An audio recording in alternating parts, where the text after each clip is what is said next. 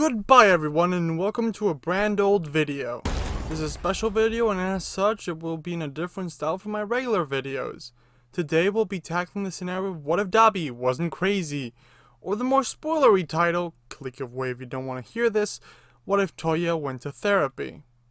It's a bit of a goofy scenario for a foolish day, so I hope you enjoy. Quick, before the video starts, be sure to hit that like button and subscribe if you enjoyed the video. You can also check out my Discord, link in the description below.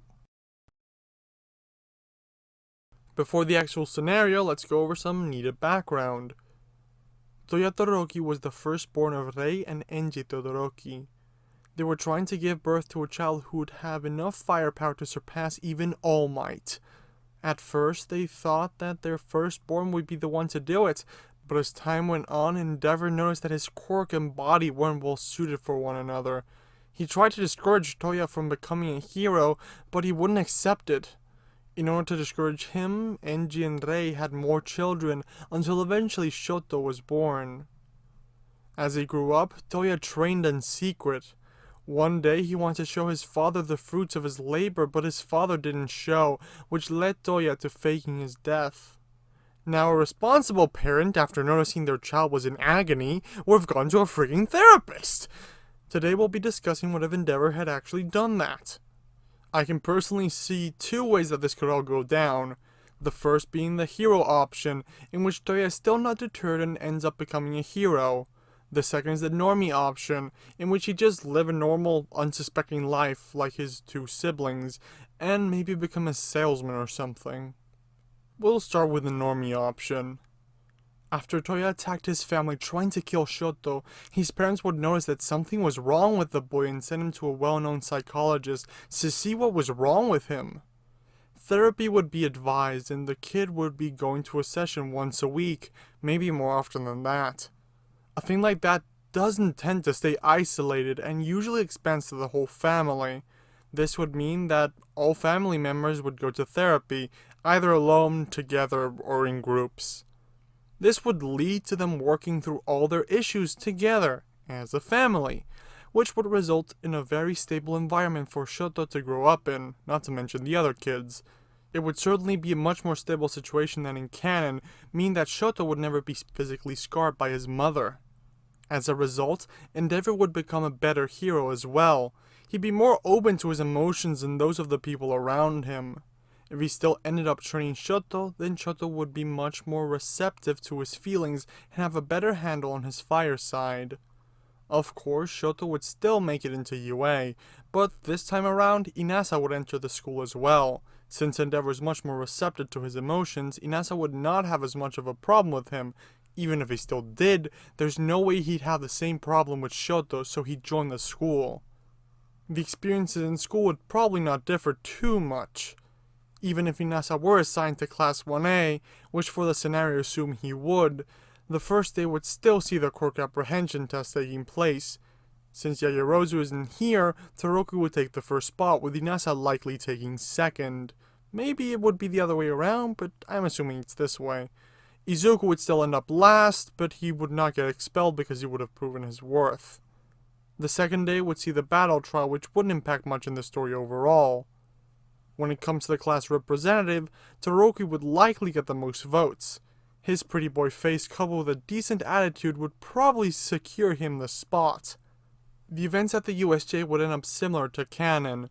The students would hold out long enough for All Might to show up, at which point he'd kick the league's asses and force them to retreat. It is, however, possible that the villains would withdraw sooner, since the students would pose more of a threat. If that were the case, then Shiki would end up less damaged than in canon.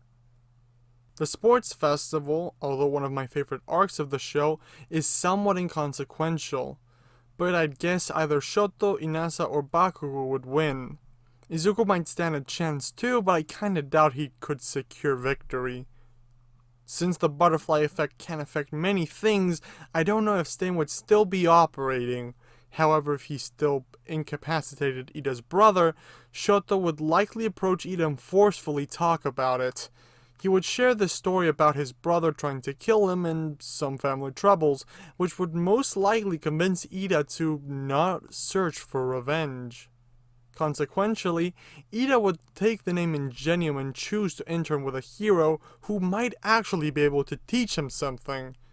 I guess he'd intern for a higher ranking hero or with what would remain of the Ingenium hero agency. If the Hosu incident still happened, then it would be much more focused on the Nomu. Izuku and maybe Shoto would be the only students present here. Stain would just kill Native in the shadows with no one being the wiser.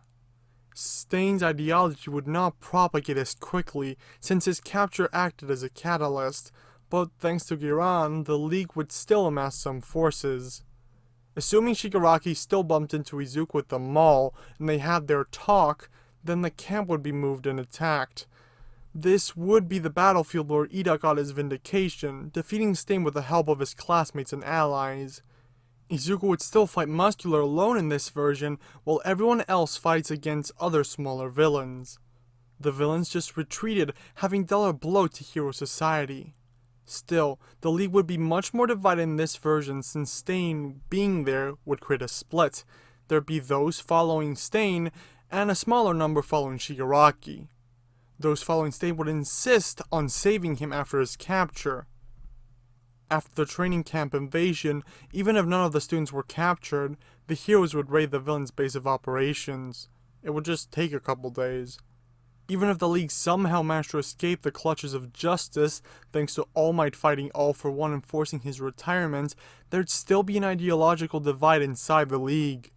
They'd be joined by a bunch of newer, weaker members, mainly since Dabi made sure to kill everyone he thought was unworthy of joining in the main version of events. It is likely the League would break into two parts, those loyal to Shigaraki and those loyal to Stain, which would follow Spinner as their leader. What would be left of Shigaraki's League would slowly crumble and decay until what was left was absorbed by the Yakuza.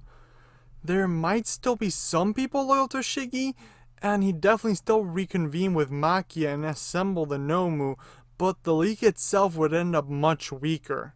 There'd also be another group called the Purifiers, which is what originated from Stain's part of the League.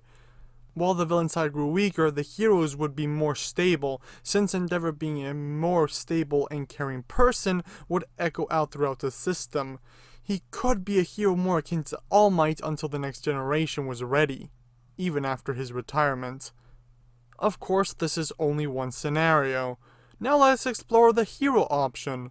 For this option, many of the previous points still apply, especially concerning the family. Touya would be sent to therapy, which would ripple throughout the family. However, he would not be discouraged from becoming a hero in this version. The flame that was lit inside him cannot be snuffed out.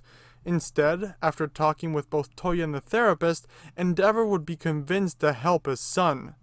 Touya would still want to become a hero, but his objective would not be to surpass All Might or even his father. The problem would not be firepower, but regulating his strength, something which he'd struggle with. Endeavor would try to teach him as best he could. He'd likely be admitted into UA and start his journey to become a hero while helping Shoto train to do the same. Once Touya graduated from UA, I would imagine he'd go off on his own, wanting to set himself apart from his father and forge his own path, not being in his shadow. Touya would go through the world fighting and apprehending villains with a costume meant to regulate his quirk better. He'd likely end up butting heads with the starting out hero killer, assuming he would still be operating in this version. He'd probably have to push himself, but I think the son of the number 2 hero could defeat the villain. His influence would likely still spread slightly, but it'd be a lot smaller since he wouldn't be as infamous as in canon. Those inspired by him would have no real place to go and just remain pawns without a king. The events at UA would likely go in a similar direction as they did in canon. Things would probably go the same as in the normie version of events, with Shoto, Inasa, and Baku and Midoriya cementing themselves as the top 4 students in their school year. The attack at the USJ likely still happens. If those inspired by Stain joined the League, then they'd most likely all be captured after the initial attack. In this version of events, since Stain was already apprehended, Tensei would still be operating as a hero, and would likely take Tenya on for his internship. There would be no Hosu incident as Stain was captured sooner, and he was the catalyst for that attack. As the primary force of evil, Shigaraki would continue business as usual without growing much. He'd likely focus his attention on killing All Might even after the USJ. He'd probably attack UA once more with an even bigger force than before, but fail again. This time the students would be more prepared for it, not to mention stronger than before. So they'd likely get in his way. If Shigaraki somehow managed to escape his second attack on Yui and All Might, then he'd have less of a force behind him, and All for One would likely be forced to intervene. This would likely bring the heroes and villains into a direct confrontation that could go either way, but it's most likely the heroes would prevail with the established order intact. Of course, I could be totally wrong. These events are pretty far-fetched after all.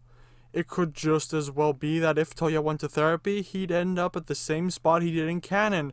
But I do really believe that if Touya had gone to therapy, it would result in a much more stable Todoroki household. Enji Todoroki's influence on the broader hero society would end with a more stable society as well, and a weaker antagonistic force as a result. I could even see Enji becoming another symbol of society, maybe the symbol of power. Well, that's all for me for tomorrow. I do want to thank Red from the WTC Anime Outcast for helping edit this video. If you enjoyed it, be sure to leave a like, subscribe, and check out their channel. They do a lot of cool what-ifs as well. I hope you enjoy and have a foolish day. Until last time, hello!